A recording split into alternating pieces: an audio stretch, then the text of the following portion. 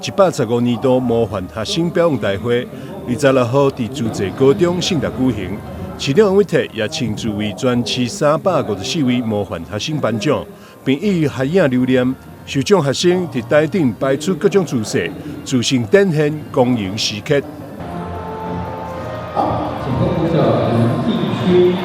抱歉，來，預備，漂亮，好。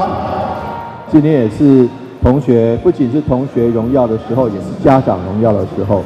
因為各位同學都是最優秀的同學，那受到學校選拔出來成為模範生。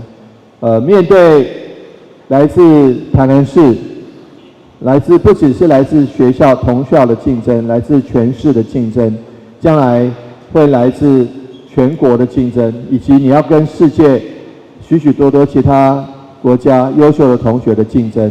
各位同學，未來這個世界是為各位而敞開的，也希望各位同學現在是最優秀的同學，也一直能夠保持最優秀，在學業，在這個做人人品，以及在我們非常德智體群美五育中間，各位都是，也期待各位都是有最好的表現。